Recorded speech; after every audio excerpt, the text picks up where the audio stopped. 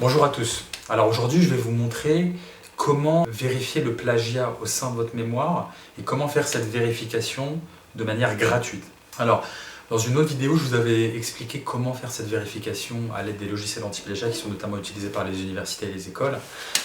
Alors, l'inconvénient pour certains, c'est qu'effectivement, en général, c'est facturé, ça nécessite de payer cette vérification.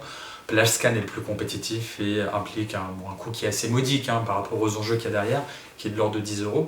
Mais vous avez également la possibilité de faire cette vérification de manière gratuite. Alors, je vais vous expliquer comment. Alors, c'est assez simple, mais c'est un petit peu fastidieux. C'est-à-dire que ça va nécessiter de faire des copier-coller de chaque partie en fait, de votre document au sein de Google. Donc vous allez faire des CTRL-C, CTRL-V de chaque partie en fait, que vous allez donc copier et coller au sein de Google. Et vous allez voir les résultats qui ressortent. Si vous avez affaire à un copier-coller ou à un plagiat, vous allez avoir la partie qui va ressortir en gras au niveau des résultats de Google. Donc là, vous savez que vous avez soit un taux de similitude qui est assez élevé, soit vous avez littéralement un copier-coller. Donc vous savez que si ce n'est pas référencé, c'est-à-dire que vous n'avez pas de guillemets avec la note de bas de page qui est indiquée, spécifiée, donc en l'occurrence ce n'est pas une citation mais un copier-coller tel quel sans indiquer la référence, c'est manifestement un plagiat et vous serez sanctionné pour.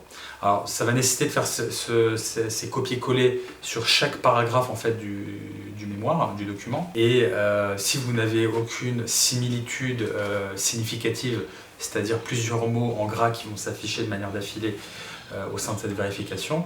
Donc on peut dire que vous avez, au niveau de la formulation du moins, vous avez un document qui n'est pas plagié. Alors après, il faut faire attention puisque le plagiat, ça peut être aussi interprété comme étant des idées que vous avez reprises mais que vous avez reformulées à votre façon. Donc si vous avez emprunté l'idée d'un auteur sans la référencer mais tout en l'ayant reformulée, ça reste une forme de plagiat qui n'est pas détectée certes par les logiciels anti-plagiat, mais si vous tombez sur un professeur ou sur un jury qui connaît parfaitement votre sujet, qui a lu de nombreux ouvrages en lien avec votre sujet, ils peuvent réfléchir, tilter et puis faire un lien entre cette idée que vous avez reprise, que vous n'avez pas référencée, que vous avez fait passer comme étant celle émanant de votre propre réflexion. Donc faites très attention à ça. Maintenant, c'est vrai que ce contrôle que je vous recommande, donc de faire des copier-coller de chaque paragraphe au sein de Google, ça permet de manière assez fastidieuse, mais ça prend, ceci étant dit, sur un mémoire de 50 pages, ça peut se faire en 5 minutes à peu près. Ça permet de vérifier assez rapidement si on a des parties qui sont copier-coller, qui sont plagiées,